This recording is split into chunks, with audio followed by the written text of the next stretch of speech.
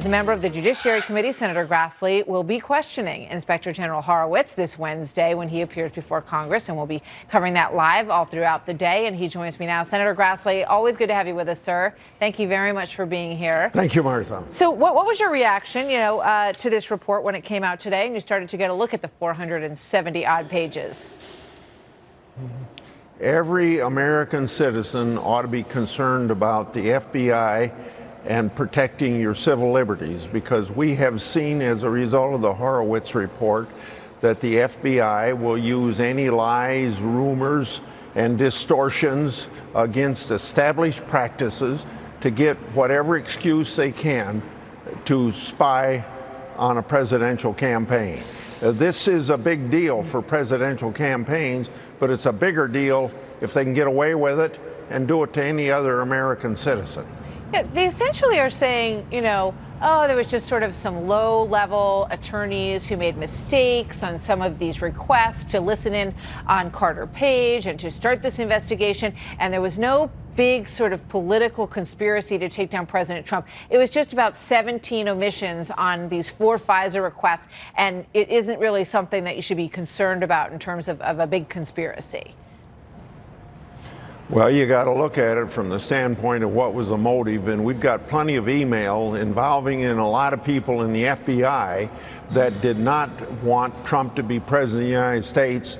And if you consider those emails along with what Horowitz has put out, and I'm very much satisfied with Horowitz's report. I may not be satisfied with exactly all the conclusions he drew, but the thing is, they'll just use anything to accomplish what they want to accomplish, and that's what I'm warning the American citizens about. This is a big deal. It's not just something with one presidential campaign.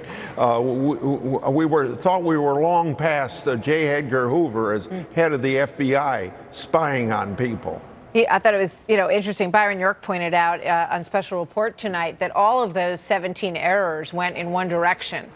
they all went to make sure that those surveillance, activities could go through, and they were all digging into the Trump campaign. I'm concerned. I want to ask you about what you think about Jim Comey coming out today and saying, basically, ha, told you so. We told you there was no treason, no lies. These are just good people at the FBI who are doing good things.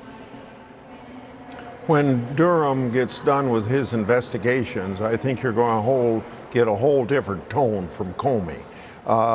Remember, Durham and Barr, giving Durham this authority, can do much more investigation and is doing much more investigation than what Horowitz could do under the narrow powers of an inspector general. And I think he'll, for instance, he's been for 2 years just doing everything to discount every investigation that was going on. I think he's going to have rude awakening when Durham gets done. You said that, when we were waiting for such a long time for this, it made you suspicious. And you said, I think that you said it leads me to suspicion that it's going to be deep-sixed by the deep state. Do you think that's the case? Well, the reports come out now, so obviously I was worried about, was it ever going to come out? Or I was worrying about knowing how the faceless bureaucrats of any agency in Washington, D.C., and particularly the Justice Department, and particularly with the overwhelming influence of the FBI within the Justice Department, I thought maybe it was going to be just totally neutered with anything. Now, it came out a lot stronger than I thought, but it came out, and I'm satisfied that it came out. I'm also satisfied that Durham and Barr has said things that disagree with Horowitz, but you got to remember they have a much broader protocol and powers to operate under, so you can expect them to know more than what Horowitz would know. Yeah, absolutely. It's a broader investigation, and Michael Horowitz only could look as Inspector General at current employees at the Department of Justice. So a lot of those people have left, and some of them work at other agencies that would also fall under the Durham investigation. So we'll see in the end what it says. Well, you're going to speak with, you're going to be one of the people who questions Michael Horowitz on Wednesday when we watch that. What are you going to ask him? What's on your mind tonight? Well, I'm going to follow up on this predicate thing that you've already talked about and Durham's talked about to find out exactly how narrow he had to be in that way, or was he just trying to be a nice guy, or was he really following the law, I think is one thing. But the other thing is, I want to know, he has suggested that there's going to be another investigation on the whole FISA approach to things over a broader scale than what even Judge Collier gave out information on, where they abuse the system.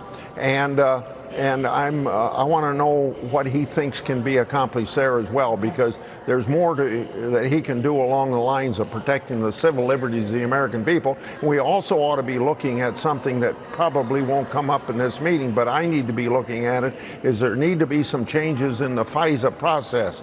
This court that seems to be that's a great point.